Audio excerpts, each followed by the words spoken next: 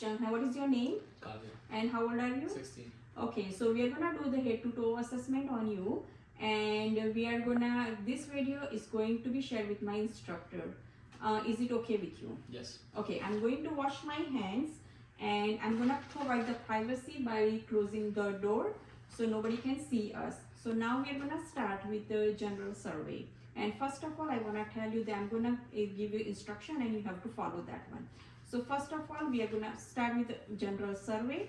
So I'm going to check your skin. His skin looks like it's dry, it's intact, it matches with ethnic background. Now I'm going to touch your skin. I'm checking for a moisture. I'm using my fingertips, so I don't see any the skin is dry and intact. I don't see any moisture. Now I'm going to check your temperature. So I'm touching your skin with my back of the hand, and I'm checking from distal to proximal. So temperature is warm and it's equal.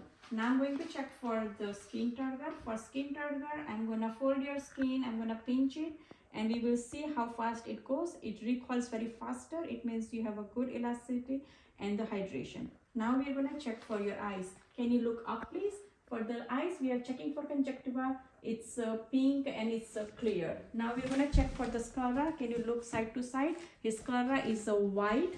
And now we are going to check for the Perla test. Perla test is for the pupil. His both pupils are equal. It's round. Is normal. It's 3 to 5 millimeter. So now we are going to check for the pupil reaction to the light and accommodation. So light is gonna come from the side. You look at me and we can see his eyes constricting. Also we saw that the second eye is also constricting. The pupil is constricted. So which one is a normal response? Now we are gonna check for the accommodation. So can you look here? So when they look at the distance object, the pupil dilates. When it comes closer to it, it accommodate and it pupil constrict, and it comes inside with, which is called the convergence of eyes, which is a normal finding. Now we are going to check for the visual acuity. Can you stand here for please? So Kavya is going to go stand 20 feet away, and can you close your right eye, and can you read this one from left to right? DEFPOTEC. Now can you check with the another eye from the left eye? Close it and read with the right eye.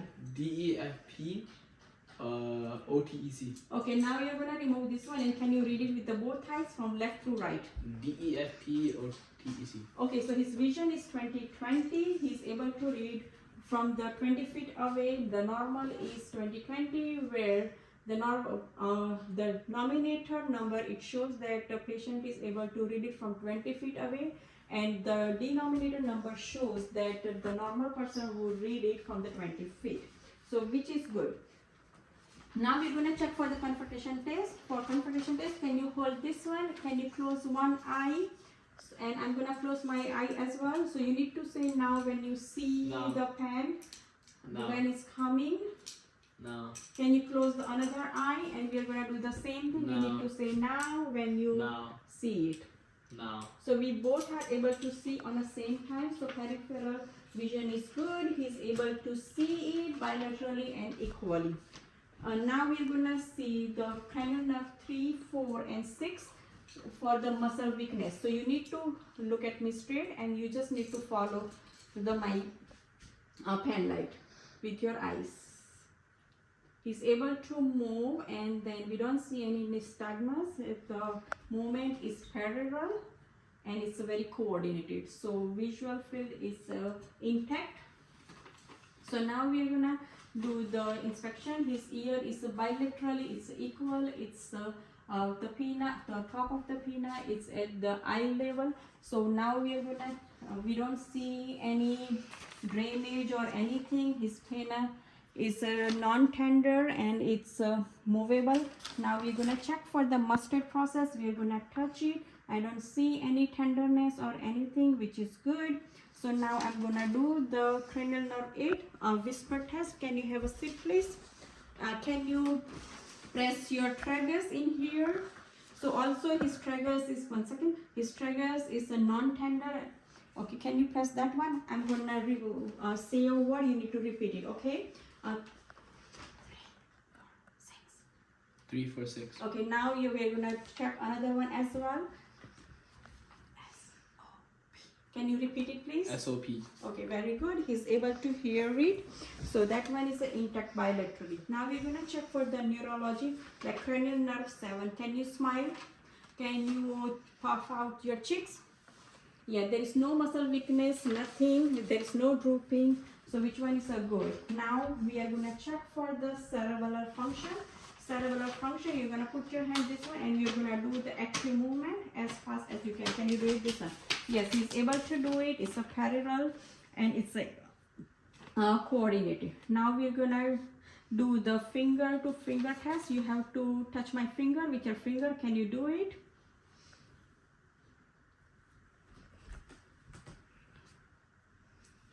So movement is coordinated and it's smooth and accurate. You do not have any problem. So now we are going to check for the deep tendon flexion, reflections. So first of all, we are going to check for the brachioradialis. So so here is the radial styloid process, 2 to 3 centimeter above forearm.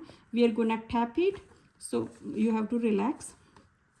So when we relax, it has to be, forearm needs to be flexion. That's a normal response. For biceps, we are gonna, okay, you just relax and we are gonna hold this one. We are gonna put thumb and we are gonna strike the hammer reflex with thumbs. So we can see his forearm has to be flexion. So now we are gonna check for the patellar reflex. You can dangle it, dangle your leg little bit, and below the knee we are gonna tap our hammer. So this one, it shows like extension of the lower leg. Now we are gonna see the Achilles reflex. So we are gonna hold the foot like dorsiflexion and then we're gonna strike the Achilles foot plantar and we can see it's going down. Which one is dorsiflexion or extension? Sorry. Extension. So now for the respiratory system, can you remove your t-shirt please? So that's why we can see his chest is symmetrical. We don't see any lesion or anything. His costal angle is less than 90 degree. He has no problem with the breathing. He's taking there is no any intramuscular, like there is no abdominal muscle used. So now we are gonna listen to your lung fields. So we are going to start with this one. In here, we are hearing, you are going to take deep breath with the mouth. We are hearing vesicular sounds. So we are going to go in a sequence. So here we are hearing the brachiovesicular sounds.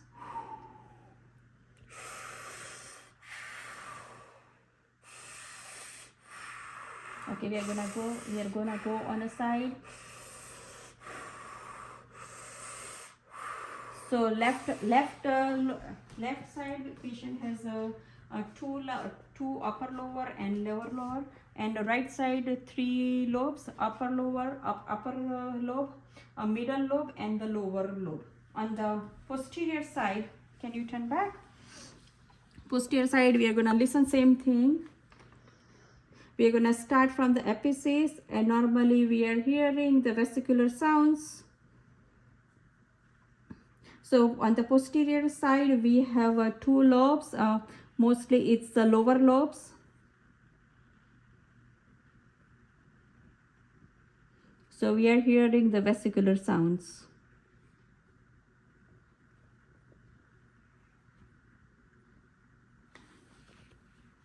So posterior, it's a C7 to T3 is the upper lobe, and T3 to T10 is a lower lobe. Now we are going to do the cardiovascular. We are going to inspect the skin is with the ethnic culture. We are going to check for the edema. I don't see any edema. Now we are going to check for the capillary refill. For capillary refill, we are going to press it down and we are going to see if the blood returns faster. Yeah, it is. So it's a less than 2. Now we are going to check for the pulses. So we are going to check for the radial pulse. Normally we check for the 1 minute. So pulses are +2 and the rate is regular. Now we are going to check for the popliteal popliteal. So which one is behind the knee? So that one is a regular and it's a +2. It's easy to palpable. Now we are gonna check on this side as well. Now we are going to check for the popliteal tibial. So this one is behind our ankle, which one is a +2 and is easy to palpable. Now we are going to move to dorsalis medius first. So which one is in here and it's easy to palpable. Okay, now we are going to auscultate the apical rate. Apical rate is in a mid clavicular line and it's a fifth intercostal. So normally we listen for a 1 minute. Normally it should be 60 to 100, and we are hearing S1 and S2 sounds. Now we are gonna auscultate. That one is S1 and S2. Now we are gonna listen for a heart sound. So we are gonna go on a second intercostal on the right side. Which one is aortic valve? So that one is we are hearing S1 and S2. Same on a second auscultate, a second intercostal space, and we are hearing the pulmonic valve. So now we are going to move to the third intercostal. That one is the Erb's point. On a fourth intercostal on a left side, it's a tricuspid and it's a S1 and S2 lubbed up sounds. Now we are going to move the fifth intercostal. It's a mid-clavicular line. That one is a mitral valve, and we are hearing S1 and S2. S1 is more louder on a apex side, and S2 is more louder on a base. So now we are going to move to the abdomen inspection. So can you please lie down? So the Oscar, his stomach is flat. I don't see any mass or anything. It's a symmetrical. Skin is even. Now we are going to check for the bowel sounds. So bowel sounds, we are going to start with the right lower quadrant, and then we are going to listen for a 1 minute. It's a normal bowel sound. Now we are going to the right upper quadrant, then left upper quadrant and left lower quadrant. Now so that's a normative bowel sounds are present. Now we are gonna do the percussion. We are gonna do in the same. We are gonna start with the right lower quadrant, and we are gonna move on a zigzag, so we hear like timpani.